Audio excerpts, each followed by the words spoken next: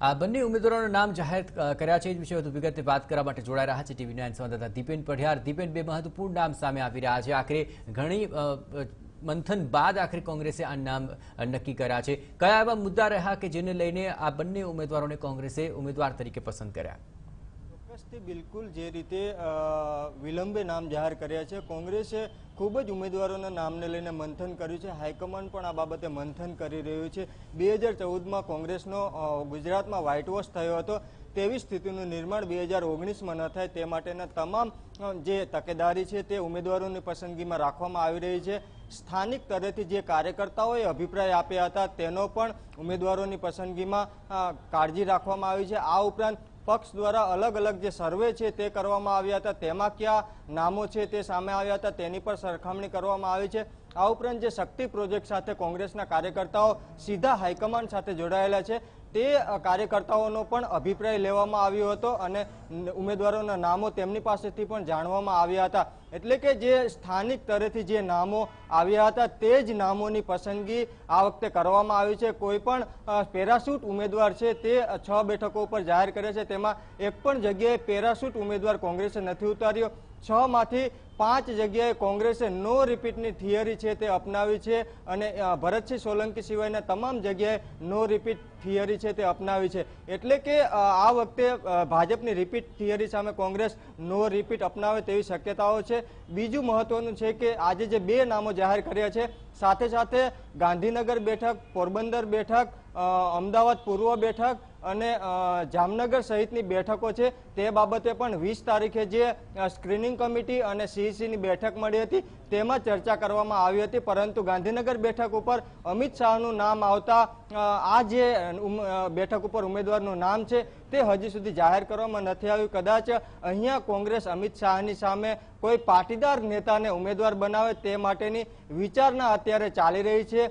જો પાટીદાર નેતાને ઉતારે તો કોને ત્યાં ટિકિટ આપવી તે માટેનું પણ મંથન થઈ રહ્યું છે. તેને લઈને ગાંધીનગરના ઉમેદવારની જાહેરાત છે તે હજી સુધી કરવામાં નથી આવી. આ ઉપરાંત રાજકોટની વાત કરવામાં આવે તો રાજકોટ બેઠકને લઈને પણ હજી મંથન ચાલી રહ્યું છે. નરેશ પટેલના પુત્રએ ચૂંટણી લડવાનો ઇનકાર કરતા હવે કોંગ્રેસ મંથન કરી રહી છે કે બીજા ક્યાં લેવા પાટીદારને આપણે રાજકોટમાંથી ટિકિટ આપીએ તો કોંગ્રેસને ફાયદો થાય. એટલે તમામ જગ્યાએ કોંગ્રેસ છે તે જીતના સમીકરણને ધ્યાને રાખી અને ઉમેદવારોની પસંદગી કરી રહી છે અને એટલા માટે જ ઉમેદવારોની પસંદગીમાં વિલંબ થઈ રહ્યો છે. આજે સાંજે પણ સ્ક્રીનિંગ કમિટીની બેઠક છે અને આ બેઠકમાં પ્રદેશના નેતાઓએ હાઈકમાન્ડ સાથે ચર્ચા કરી અને 13 જેટલી બેઠકો જ્યાં ઉમેદવારના નામને લઈને વિવાદ નથી, કોઈ ખેંચતાણ નથી તેવી 13 બેઠકો ઉપર 2 નામોની પેનલ છે તે પેનલ બનાવી છે અને આ 2 નામોની પેનલ ઉપર ચર્ચા કર્યા બાદ તેને સેન્ટ્રલ ઇલેક્શન કમિટીમાં મૂકવામાં આવશે અને સેન્ટ્રલ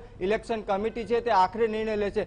જે નામો પેનલમાં મૂકવામાં આવ્યા છે તે નામો પણ નવા અને યુવા ચહેરા છે અને સ્થાનિક સ્તરેથી જે કાર્યકર્તાઓના અભિપ્રાય મુજબના અને જે સર્વેમાં નામો આવ્યા છે તે નામોનો જ પેનલમાં સમાવેશ કર્યો છે. એટલે કે કોંગ્રેસ આ વખતે કોઈ પણ રીતે ઉમેદવારોની પસંદગીમાં થાપ ખાવા માટે તૈયાર નથી.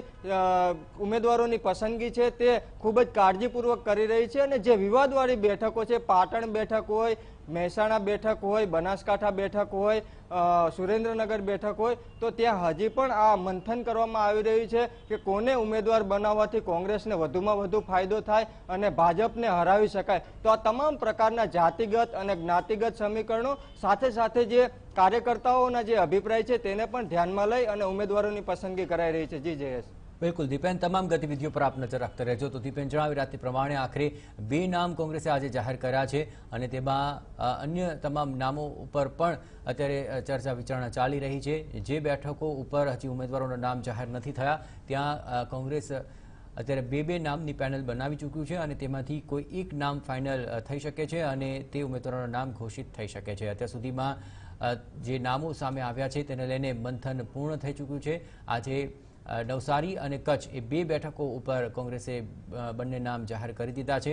હવે કોંગ્રેસના જે સંભવિત ઉમેદવારોને જે બેઠકો છે તેની અંદર 2 નામોની પેનલ બની છે, જેમાં સાબરકાંઠામાં રાજેન્દ્ર કુંપાવત અને રાજેન્દ્ર ઠાકોર આ 2 નામ છે.